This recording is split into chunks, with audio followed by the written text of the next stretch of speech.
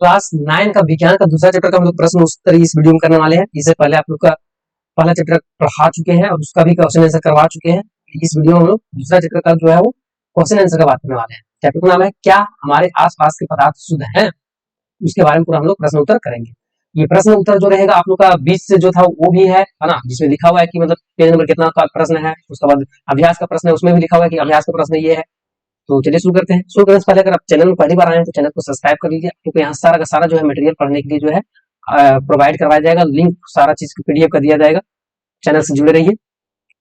सबसे पहला प्रश्न आता है, पाठ्य पुस्तक का प्रश्न है, पृष्ठ संख्या जो है वो 16 है ना, पेज नंबर 16 में आप लोग का बुक में होगा। पदार्थ से आप क्या समझते हैं, है ना, पदार्थ क्या होता है? तो पदार्थ वे होते हैं जो एक ही प्रकार के कण से क्या होता है, मिलकर बने होते हैं, है ना। पदार्थ किसको बोलते हैं? तो पदार्थ का मतलब ये होता है कि जो इस प्रकार के मतलब होते हैं, जो कि क्या होता है कि एक ही कण, है ना, एक ही जैसा कण से क्या होता है मिलके बना होता है, उसको हम लोग क्या बोलते हैं, पदार्थ कहते हैं। उसमें जितना भी मौजूद रसायन होता है वो सारा क्या होता है, एक जैसा होता है ना। तो पदार्थ से आप क्या समझते हैं? तो पदार्थ वे होते हैं जो एक ही प्रकार के क्या से कण से मिलके बने होते हैं, और ये उस पदार्थ में मौजूद सभी कणों को समान रासायनिक प्रकृति होते हैं, जैसे कि हो गया सोना, तांबा, है ना, ये सब पदार्थ कहलाएंगे।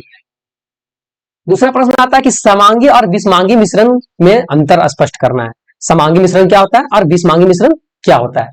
तो समांगी मिश्रण इसका एक समान संगठन होता है, विषमांगी मिश्रण क्या होता है, इसका समान संगठन नहीं होता है। दूसरा है कि समांगी मिश्रण में कि इसमें विभिन्न अवयवों के बीच में स्पष्ट पृथक्करण सीमाएं होता है। मतलब समांगी मिश्रण में क्या होता है कि इसमें जितना भी अवयव होते हैं उसके बीच में स्पष्ट पृथक्करण के सीमाएं जो होता है वो नहीं होता है। मतलब पता नहीं चलेगा कि मतलब यहाँ जो है वो अलग अलग पदार्थ मिला है कि नहीं, है ना। उदाहरण के लिए जल में चीनी मिला देंगे तो पता चलेगा चीनी मिला हुआ है, नहीं पता चलेगा, तो इसको हम लोग क्या बोलेंगे, समांगी मिश्रण है। उसी तरह से जल में नमक मिला देंगे तो पता चलेगा कि नमक का जल मिला हुआ है, नहीं पता चलेगा, तो ये क्या है, समांगी मिश्रण है। अल्कोहल में जल मिला देंगे, है ना, दारू में अगर पानी मिलाएंगे तो भी नहीं पता चलेगा। कार्बन सल्फर डाइऑक्साइड में सल्फर मिला देंगे तो ये भी नहीं पता चलेगा, तो ये क्या हो गया, समांगी मिश्रण। लेकिन विषमांगी मिश्रण में क्या होता है कि इसमें विभिन्न अवयवों के बीच में स्पष्ट जो है पृथक्करण सीमाएं होता है, स्पष्ट साफ सुथरा दिखेगा। जैसे कि तेल में जल मिला देंगे तो सब पता चलेगा कि मिला हुआ है, चीनी तथा नमक मिला देंगे साफ पता चलेगा चीनी अलग होता है, नमक अलग होता है, है ना। उसी तरह से बालू और रेत हम लोग रेत को मतलब नमक को मिला देंगे तो साफ पता चलेगा। उसी तरह से तीसरा पॉइंट आता है कि इसके अवयवों को आसानी से देखना संभव नहीं है। समांगी मिश्रण में जो है उसको हम लोग आसानी से नहीं देख पाएंगे, लेकिन इसके अलावा जो है विषमांगी मिश्रण में इसके जितना भी अवयव हैं जो मिले हुए हैं उनको हम लोग आसानी से देख पाएंगे। अब प्रश्न आता है एनसीईआरटी पृष्ठ नंबर जो है वो 20 से जो है, पेज नंबर 20 से जो है इसका प्रश्न यही था, है ना, समांगी और विषमांगी मिश्रण, जो कि अभी इससे ऊपर बता दिया ऊपर में, है ना। अब नेक्स्ट आता है कि विलयन, निलंबन और क्लोराइड एक दूसरे से किस प्रकार भिन्न है। मतलब तीनों का अंतर स्पष्ट करना है, किसमें किसमें, विलयन हो गया, निलंबन और क्लोराइड में। तो हम लोग यहाँ अंतर स्पष्ट करेंगे, है ना। विलयन क्या होता है? तो विलयन जो है एक समांगी मिश्रण होता है, निलंबन एक विषमांगी मिश्रण है ना। समांगी विषमांगी समझ में आता है, समांगी में जो है वो जो मिला हुआ रहता है वो पता नहीं चलेगा कि मतलब मिला हुआ है, लेकिन विषमांगी में साफ पता चलता है। क्लोराइड क्या है? तो यह जो है वो समांगी जैसा दिखता है परंतु यह विषमांगी मिश्रण होता है, क्लोराइड। नेक्स्ट है कि विलय के कणों का आकार अत्यंत छोटा होता है समांगी मिश्रण में, है ना। लगभग जो इसका व्यास 1 नैनोमीटर मतलब होता है ना, इससे भी छोटा होता है, जो कि आंख से देखना संभव नहीं है। ताकि इसको देखने के लिए हम लोग क्या करेंगे, शक्तिशाली माइक्रोस्कोप के द्वारा भी देखने चाहेंगे लेकिन नहीं देख पाएंगे। अब निलंबन क्या होता है? तो विलय के कणों का आकार बहुत ही बड़ा होता है, लगभग 100 नैनोमीटर होता है व्यास इसका, इसलिए इसको हम लोग आसानी से देख सकते हैं। क्लोराइड में क्या होता है कि इसके विलयन के कणों का आकार जो है विलयन के कणों के आकार से बड़ा होता है। देखिए इनमें क्या होता है, क्लोराइड में इनका विलयन के कण का आकार जो है वो विलयन के कण से बड़ा होता है, परंतु निलंबन के कण से क्या होता है, छोटा होता है ना। इसलिए इसका व्यास जो है 1 से लेकर 100 नैनोमीटर के बीच में होता है, और इसको हम लोग इसके कणों को माइक्रोस्कोप से भी नहीं देख सकते हैं, परंतु इनका इलेक्ट्रॉन है ना, इलेक्ट्रॉन जो है उसको माइक्रोस्कोप से देख सकते हैं। उसी तरह से तीसरा पॉइंट आता है कि हम लोग इधर देखेंगे विलयन की तरफ कि यह फिल्टर पेपर से गुजर जाता है ना। विलयन जो है फिल्टर पेपर से क्या हो जाएगा, गुजर जाएगा, लेकिन निलंबन जो है यह फिल्टर पेपर से नहीं गुजरेगा, और क्लोराइड फिल्टर पेपर से गुजर जाता है। उसी तरह से यह अस्थाई है तथा इसके विलय पृथक नहीं होते हैं, किसका, विलयन का, और छानन विधि द्वारा इसको विलयन को हम लोग पृथक नहीं कर पाएंगे। अब निलंबन में क्या होता है, ये अस्थाई है, तथा इसके कण के कुछ बाद तली में बैठ जाता है। मतलब इसको हम लोग अगर मिलाए हैं तो कुछ देर के बाद इसका कण जो है वो तली में क्या होता है, बैठ जाता है, और इसको हम लोग छान को अलग कर सकते हैं छान के। लेकिन क्लोराइड में क्या होता है, ये अस्थायी विलयन है जिसमें कि विलय पृथक नहीं होते, इसलिए इसको छानने विधि द्वारा हम लोग पृथक कर सकते हैं। उसी प्रकार से इनमें प्रकाश का जो है किरण जो है वो प्रकीर्णीय नहीं होता है तथा यह टिंडल प्रभाव उत्पन्न नहीं करता है। लेकिन इसमें क्या होता है क्लोराइड में, कि इसमें जो है वो प्रकाश का प्रकीर्णीय होता है परंतु ये टिंडल प्रभाव को नहीं दर्शाता है। उसी प्रकार इसमें क्या है, क्लोराइड में इनमें जो है प्रकाश का प्रकीर्णन होता है तथा यह टिंडल प्रभाव क्या करता है, उत्पन्न करता है क्लोराइड।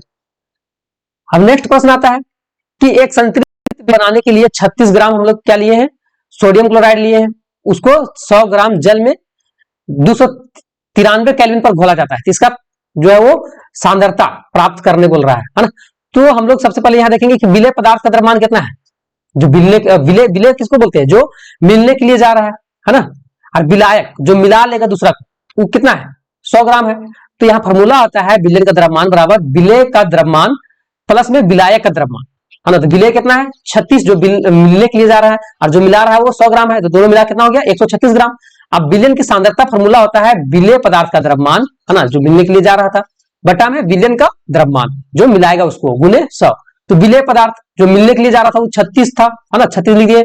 अब जो ये दोनों है ना विलयन, दो विलयन का द्रव्यमान कितना, मतलब दोनों मिला के, है ना, विलयन मतलब विलायक और विलेय दोनों को मिला के, तो 136 हो गया। अब गुने 100 कर देंगे फॉर्मूला के हिसाब से, उसके बाद इसको काटेंगे तो 26.4% आएगा। अब प्रश्न आता है आगे एनसीईआरटी का बुक का क्वेश्चन है, पाठ्यपुस्तक पृष्ठ संख्या जो है वो 26, है ना, कि पेट्रोल और मिट्टी का तेल जो कि आपस में घुलनशील है, लेकिन मिश्रण और आप जो है इसको पृथक करना है, कैसे करेंगे। पेट्रोल तथा मिट्टी का तेल का क्वथनांक जो है 25 डिग्री सेल्सियस से अधिक के अंतराल भी है। तो हम लोग यहाँ क्या करेंगे, तो जब दो घुलनशील द्रव्यों का क्वथनांक 25 जो है अंतर 25 डिग्री सेल्सियस है या फिर तो इससे अधिक हो, तो इसमें हम लोग क्या करेंगे, मिश्रण को जो है वो आसवन विधि से क्या करेंगे, अलग करेंगे, पृथक करेंगे। इसका विधि क्या होना चाहिए, तो सबसे पहले हम लोग क्या करेंगे कि मिश्रण मतलब पेट्रोल और मिट्टी का तेल के आसवन फ्लास्क में ले लेंगे, उसके बाद इसको एक थर्मामीटर लगाएंगे, उसके बाद चित्र में दिखाया गया उपकरण के दिए गए चित्र 2.7 के अनुसार हम लोग इस तरह से बैठाएंगे। अब धीरे धीरे क्या करेंगे, गर्म करना शुरू करेंगे तथा सावधानी से थर्मामीटर का अवलोकन भी हम लोग करेंगे, है ना। ये थर्मामीटर दिया हुआ है ना, ये पानी है, ये पेट्रोल है, और यहाँ जो है पेट्रोल आ जा रहा है, और यहाँ पेट्रोल प्लस मिट्टी का तेल दोनों है ना। तो पेट्रोल जो है क्या हो रहा है, इस तरह से यहाँ आ रहा है पानी टाइप में, पानी ऐसे यहाँ पानी काहे रखा गया है, ताकि ये गर्म करेंगे तो इधर से भाप बन के उड़ेगा, और इसको हम लोग यहाँ क्या करेंगे, ठंडा करेंगे। तो ये बहुत रिक्सी है, लोग प्रयास नहीं कीजिएगा, क्योंकि पेट्रोल जो है बहुत ज्यादा ज्वलनशील होता है। तो पेट्रोल को वाष्पीकृत होकर तथा संघनन हम लोग करेंगे, है ना, भाप बन के उड़ेगा, और उसको ठंडा पानी में उसको अगर हम लोग रखते हैं तो वो तुरंत जो है वो ठंडा होकर फिर लिक्विड का फॉर्म ले लेगा, एकत्रित बर्तन में एकत्रित हो जाएगा, और आश्वासन फ्लास्क में इसको मिट्टी का तेल शेष बच जाएगा, मतलब यहाँ जो है मिट्टी का तेल ये बच जाएगा और पेट्रोल जो है उड़ जाएगा। क्यों पेट्रोल जल्दी उड़ जाएगा, पेट्रोल इसलिए कि पेट्रोल जो हल्का होता है ना। अब सावधानी, इसको पेट्रोल जो ज्वलनशील हाई फ्लेमेबल है, तो इसलिए इसको हम लोग आसानी से मतलब जो आग लग सकता है, इसलिए सावधानी पूर्वक इसको करेंगे। नेक्स्ट आता है पृथक करने का सामान्य विधि के नाम दे, है ना। पृथक कोई भी चीज को अलग सामान्य विधि जो है क्या क्या होना चाहिए, तो दही से अगर मक्खन को अलग करना है, दूध जो समुद्र की जल है उससे नमक को अलग करना है, क्या हम लोग करेंगे, और नमक से कपूर को, तो ये विधि बताना है। तो दही से मक्खन को अलग करने को हम लोग अपकेंद्री बोलते हैं, समुद्र से जल, समुद्र के जल से नमक को अलग करेंगे तो उसको वाष्पीकरण बोलते हैं, और नमक से कपूर को अलग करेंगे तो उसको ऊर्ध्वपातन द्वारा हम लोग करेंगे।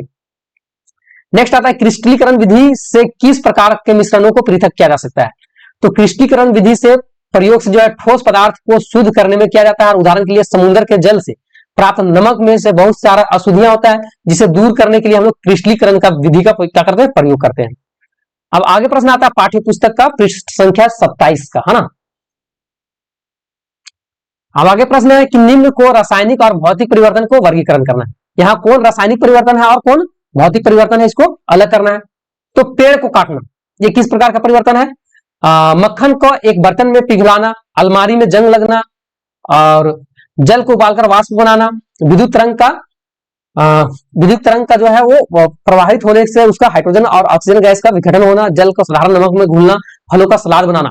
तो यहाँ दोनों का लिखा हुआ है, भौतिक परिवर्तन में जो हो जाएगा कौन कौन है, तो पेड़ को काटना भौतिक परिवर्तन है, मक्खन का जो है मक्खन का एक बर्तन में पिघलना, यह भी भौतिक परिवर्तन है, जल का उबालकर वाष्प बनाना ये भौतिक परिवर्तन है, जल में साधारण नमक को घुलना ये भी भौतिक परिवर्तन है, और फलों की सलाद बनाना ये भी भौतिक परिवर्तन है। रासायनिक परिवर्तन में क्या हो जाएगा, रासायनिक परिवर्तन में जो है यहाँ पूरा फॉर्मूले चेंज हो जाता है ना, नया पदार्थ बन जाता है, जैसे कि अलमारी में जग लग गया, तो ये रासायनिक परिवर्तन है। विद्युत तरंग का जल में प्रवाहित होना तथा उसका हाइड्रोजन गैस और ऑक्सीजन गैस में विघटन हो जाना, ये भी क्या है, रासायनिक परिवर्तन है। लकड़ी और कागज का जलना, कोई भी चीज जल गया तो वापस वो लकड़ी नहीं बन पाएगा, तो ये क्या है, रासायनिक परिवर्तन है।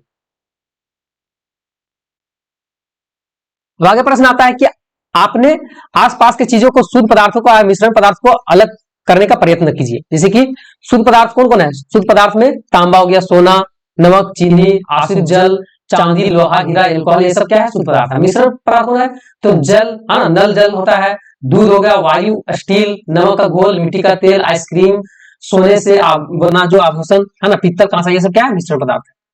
अब यहाँ है पाठ्य पुस्तक का हल प्रश्न है ना, जो बुक का प्रश्न है।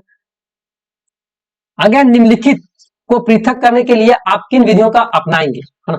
सोडियम क्लोराइड को जो है वो जल के विलयन से पृथक करना है, तो इसको हम लोग किस विधि को अपनाएंगे। अमोनियम क्लोराइड को सोडियम क्लोराइड तथा अमोनियम क्लोराइड के मिश्रण को अलग करना है, क्या हम लोग अपनाएंगे। धातु के छोटे टुकड़े को कार के इंजन ऑयल से पृथक करना है, क्या आप विधि अपनाएंगे। दही को मक्खन निकालने के लिए हम लोग कौन सी विधि अपनाएंगे। ये सारा जो है यहाँ आप लोग का भरना है ना। तो एक एक करके हम लोग यहाँ देखते हैं, है ना, कि कौन सा विधि से हम लोग किसको अलग कर पाएंगे। सो सबसे पहला आता है सोडियम, है ना, सोडियम क्लोराइड है, इसको किस विधि के द्वारा जो हम लोग अलग कर पाएंगे। सब विधि से मतलब जितना भी विधि है, अगर कॉन्सेप्ट नहीं अगर यहाँ समझ में आ रहा होगा तो आप लोग पीछे वीडियो देखिएगा, वहां कॉन्सेप्ट जहां समझाए हैं। क्वेश्चन अचानक से आप लोग अगर क्वेश्चन आंसर कीजिएगा तो समझ में तो आएगा नहीं ना, तो कॉन्सेप्ट के लिए पीछे जो भी वीडियो है उसको आप लोग को देखना पड़ेगा, है ना, ताकि वहां से आप लोग समझ में आएगा कहाँ। तो सबसे पहले आता है क्या कि यहाँ सोडियम क्लोराइड, हाँ, सोडियम क्लोराइड को जो है हम लोग किस तरह से इसको जल के साथ में पृथक करेंगे। तो इसको वाष्पन विधि द्वारा हम लोग कर सकते हैं ना, वाष्पन विधि के द्वारा, है ना, वाष्पन या फिर तो वाष्पीकरण विधि द्वारा या वाष्पीकरण विधि द्वारा इसको हम लोग क्या कर सकते हैं, अलग कर सकते हैं। उसी तरह से दूसरा है अमोनियम क्लोराइड, इसको कैसे हम लोग करेंगे, तो इसको ऊर्ध्वपातन विधि द्वारा करेंगे, है ना, ऊर्ध्वपातन विधि के द्वारा इसको अलग करेंगे। आगे है सी में धातु के छोटे छोटे टुकड़े को कार के इंजन के ऑयल से जो है वो अलग करना है, कौन विधि का हम लोग अपनाएंगे, तो निस्पंदन या फिर तो छानन विधि, है ना, छानन विधि द्वारा। उसी तरह से है दही को मक्खन निकालना है, कौन विधि से इसको हम लोग अलग करेंगे, हाँ, तो अपकेंद्रीकरण, है ना, अपकेंद्रण विधि से इसको क्या करेंगे, अलग करेंगे। उसी तरह से जल से तेल को अगर हम लोग अलग करना है तो कौन विधि का प्रयोग करेंगे, तो जल से तेल को इसको पृथक्करण कीप जो होता है ना, पृथक्करण कीप विधि से पृथक्करण कीप, हाँ। नेक्स्ट आता है कि चाय से चाय की पत्ती को अलग करना है, तो ये सब सिंपल है, छानन विधि से इसको अलग कर देंगे, है ना, छानन विधि द्वारा। नेक्स्ट आता है बालू से लोहा के पिनों को अलग करना है, कौन विधि हम लोग करेंगे, तो चुंबकीय, है ना, चुंबकीय विधि से द्वारा, है ना, क्योंकि चुंबक में जो बालू है ना, पृथक्करण, है ना। उसी तरह से भूसे से गेहूं को अलग करना है ना, तो फटकन फटककर, है ना, फटकन विधि से। उसी तरह से पानी में तैरते हुए मिट्टी के महीन कण और पानी को अलग करना है, तो भारण विधि या फिर तो फिटकरी, है ना, फिटकरी भी हम लोग प्रयोग कर सकते हैं, फिटकरी। अब आगे जो है लास्ट, है ना, पुष्प का पंखुड़ियों को निचोड़कर रंग जो अलग करना है, तो इसको क्रोमो, है ना, क्रोमैटोग्राफी विधि से इसको हम लोग क्या कर सकते हैं, अलग कर सकते हैं। तो ये तो आप लोग का पूरा विधि किस विधि से अलग करेंगे वो हो गया।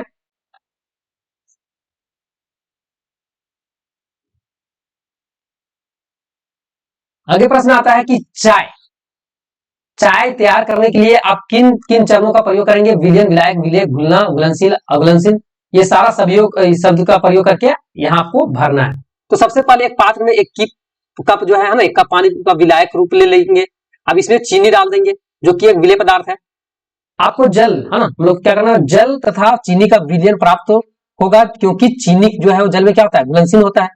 उसके बाद अब इससे जो है एक या फिर तो आधा चम्मच चाय की पत्ती डाल देंगे, जो कि एक अघुलनशील विलेय तथा इसे उबालना होगा। अब इसमें 1 कप क्या करेंगे, दूध डाल देंगे और 5 मिनट तक इसको उबालेंगे। अब एक छन्नी के द्वारा इसको छानकर चाय जो है वो घुले तथा पत्तियां जो है वो छन्नी के ऊपर रह जाएगा। इस विधि से हम लोग। नेक्स्ट आता है कि प्रज्ञा ने 3 अलग अलग पदार्थों को घुलनशीलताओं के विभिन्न तापमान पर जांचा तथा नीचे दिए गए आंकड़ों को प्राप्त किया, है ना। प्राप्त हुए परिणाम जो है वो 100 ग्राम जल विलेय पदार्थ की मात्रा संतृप्त विलेय बनाने के लिए पर्याप्त है। निम्नलिखित तालिका को जो है वो दर्शाया गया है। तो सबसे पहले विलेय पदार्थ, है ना, तापमान यहाँ दिया हुआ है। पोटेशियम नाइट्रेट, है ना, घुलनशील जो है विलेय पदार्थ ना 283, 293, 313, 333 और 353। पोटेशियम नाइट्रेट जो है कितना में क्या हो जाएगा, घुल जाएगा, वो सारा चीज यहाँ दिया हुआ है।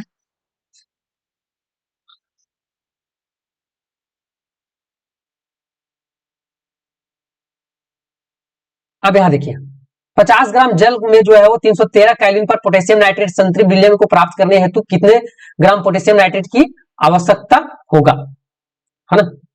पहला प्रश्न क्या है कि 50 ग्राम, क्या है, 50 ग्राम पोटेशियम, है ना, 50 ग्राम सॉरी, यहाँ 50 ग्राम जल में 313 केल्विन पर पोटेशियम नाइट्रेट को संतृप्त विलेय को प्राप्त करने के लिए कितने ग्राम पोटेशियम नाइट्रेट की आवश्यकता होगा। तो हम लोग यहाँ क्या करेंगे, फॉर्मूला लगाएंगे। क्योंकि 100 ग्राम कितना है, जल है ना, 100 ग्राम जल में 313 केल्विन पर ताप पर जो है पोटेशियम नाइट्रेट को जो है वो हम लोग क्या करेंगे, ये पोटेशियम नाइट्रेट लिखा हुआ है ना, पोटेशियम के से क्या होता है, पोटेशियम, और नाइट्रेट का NO3 होता है, का संतृप्त विलेय प्राप्त करने के लिए इसकी मात्रा जो है वो 62 ग्राम होगा, है ना। क्यों, कैसे होगा 62 ग्राम, 50 ग्राम जल है, 313 केल्विन पर हमको क्या करना है, इसको क्या खौलाना है ना। तो 62 ग्राम इसमें यहाँ ऊपर में हम लोग को दिया गया है ना, कि ये 62 ग्राम पोटेशियम 313 केल्विन है ना, और जल कितना है 50 ग्राम है, और पोटेशियम हम लोग देखेंगे 313 में पोटेशियम कितना आता है, तो 62 आता है ना। 313 में तापमान रहता है, घुलनशील कितना होगा, 62 ग्राम होगा। इसलिए यहाँ फॉर्मूला लगा है कि 62/100 गुने 50 ग्राम, तो 31 ग्राम होगा। तो इस हिसाब से आप लोग सब चीज कर लीजिएगा ना, कैलकुलेशन कर लीजिएगा। यहाँ से चार्ट से देख के, है ना, एक बार इसको फिर से समझा देते हैं कि 50 ग्राम जल था और कितना जो है 313 केल्विन पर पोटेशियम नाइट्रेट को संतृप्त विलेय प्राप्त करने के लिए कितना ग्राम जो है पोटेशियम नाइट्रेट की आवश्यकता होगा। तो हम लोग सबसे पहले यहाँ देखेंगे कितना केल्विन था, 13 केल्विन था, तो 313 केल्विन पोटेशियम नाइट्रेट की बात किया जा रहा है ना। पोटेशियम नाइट्रेट 313 केल्विन के बीच में देखेंगे तो 62 है, इसलिए हम लोग यहाँ क्या किए कि 62/100 किए, गुने में 50 ग्राम जल था, इसलिए इसको 50 ग्राम किए, तो इसका बराबर का आ गया 31 ग्राम। इस तरह से आप लोग और आगे जो है BCD को कीजिएगा।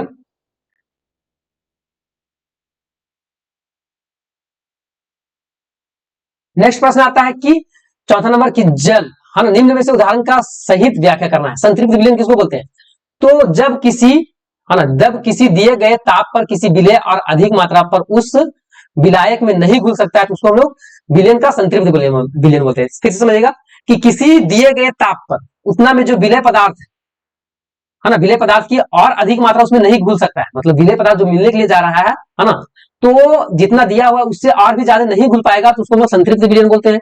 शुद्ध पदार्थ किसको बोलते हैं, तो शुद्ध पदार्थ वह होता है जो एक ही प्रकार के कणों से मिलकर बनता है तथा उसमें मौजूद कण एक ही समान रासायनिक प्रकृति होते हैं, जैसे सोना चांदी हो गया। क्लोराइड क्या बोलते हैं, किसको बोलते हैं, क्लोराइड विलेय क्लोराइड जो है विलेय वे है जिनमें विलेय कणों का आकार जो रहता है क्या रहता है, विलेय से बड़ा रहता है, परंतु निलंबन से क्या रहता है, छोटा रहता है, और इनके विलेय कणों के खुली आंख से हम लोग नहीं देख सकते हैं, और तथा ये क्या होते हैं, अस्थायी होते हैं। तो क्लोराइड जो है वो क्या करता है, टिंडल प्रवाह को उत्पन्न करता है, जैसे दूध हो गया, फेस क्रीम हो गया, मक्खन हो गया, ये सारा चीज।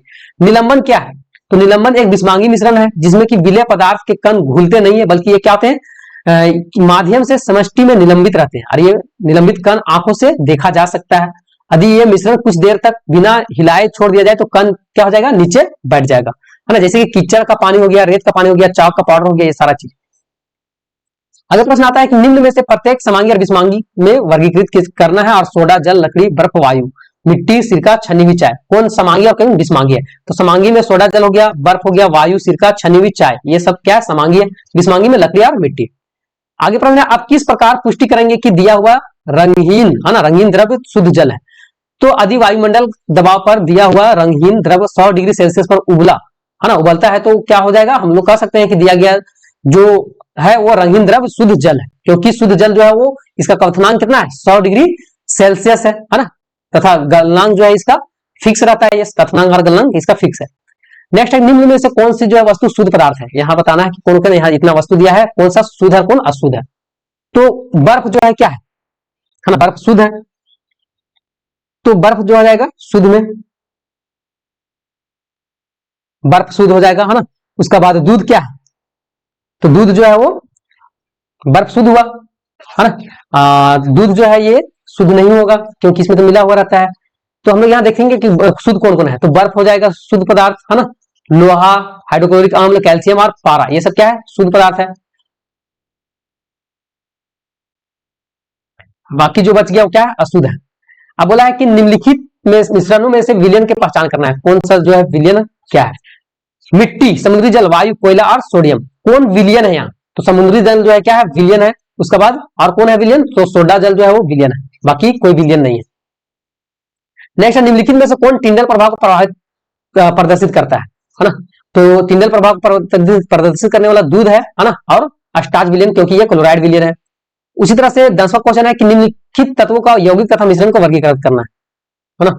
तो कौन कौन तत्व है, तो यहाँ देखिए तत्व है, यौगिक और मिश्रण। तो तत्व में कौन कौन है, सोडियम जो है क्या है तत्व है, चांदी तत्व है, टीन तत्व है और सिलिकॉन क्या है तत्व है। यौगिक कौन है, कैल्शियम कार्बोनेट, मीथेन, साबुन और कार्बन डाइऑक्साइड, ये सब क्या है यौगिक है।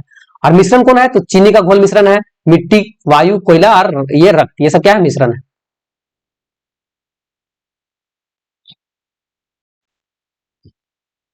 आगे प्रश्न है 11 नंबर, निम्नलिखित में से कौन सा परिवर्तन रासायनिक है ना, कौन सा परिवर्तन जो है रासायनिक परिवर्तन है वो बताना है। तो पौधे में वृद्धि, लोहे में जल लगना, लोहे के चूर्ण को बालू में मिलाना, खाना पकाना, भोजन पचना, जल को बर्फ बनना, या मोमबत्ती का जलना है। कौन सा यहाँ जो है वो रासायनिक परिवर्तन है, मतलब जो नया केमिकल ही बन जा रहा है। तो पौधे की वृद्धि एक बार बढ़ गया तो फिर छोटा नहीं हो सकता है ना, नया बन गया। लोहे में जल लगना ये भी रासायनिक परिवर्तन है, खाना जो पक गया है ना वो भी रासायनिक परिवर्तन है, भोजन पक गया ये भी पचना ये भी रासायनिक परिवर्तन है, और मोमबत्ती का जलना ये भी रासायनिक परिवर्तन है। तो ये चैप्टर जो होता है क्वेश्चन आंसर खत्म होता है। अब जो है आगे चैप्टर को हम लोग क्वेश्चन आंसर करेंगे एक बार उसका कॉन्सेप्ट को समझने के बाद।